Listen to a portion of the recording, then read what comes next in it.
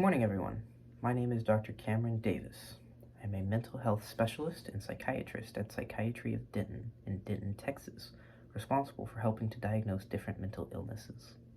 I have over 2 decades of experience in the medical field, and I have been with Psychiatry of Denton for the past 10 years. Today, I will be presenting a case study from my practice on insomnia. Insomnia is a fairly common sleep disorder that affects a patient's ability to sleep. Insomnia can cause a patient to be unable to fall asleep, unable to stay asleep, or unable to fall asleep after waking up too soon. Insomnia can be a disorder all of its own, but it can also be a symptom of other mental disorders, like anxiety disorder, attention deficit disorder, attention deficit hyperactivity disorder, paranoia, schizophrenia, or post-traumatic stress disorder. It is also known to be caused by some medications, such as antidepressants, or medications for asthma or blood pressure, as well as substances like alcohol and nicotine, which can prevent deeper stages of sleep.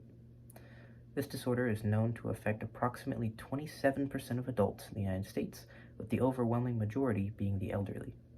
Most patients only experience acute insomnia, only experiencing symptoms for a few days or weeks, but some can experience chronic insomnia, with symptoms lasting over a month or more. My usual recommendation is a lifestyle change, implementing a better sleep schedule and increasing usual amounts of physical activity. One of our patients here at the clinic has claimed to be experiencing chronic insomnia periodically for the past 2 years since her motor vehicle accident. The patient, whose name will not be shared for privacy reasons, is a 19-year-old Caucasian female from an upper middle-class family in Central Texas.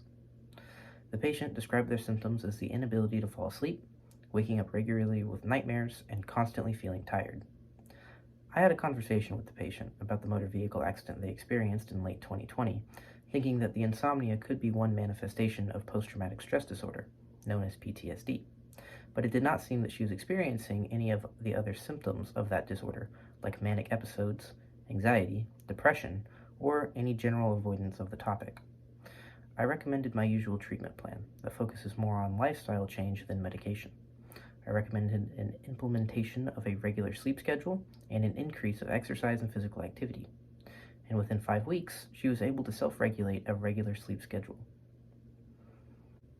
My overall recommendation on the topic of insomnia is that generally the issue is presided by other major conditions, but in some cases can be a problem all of its own.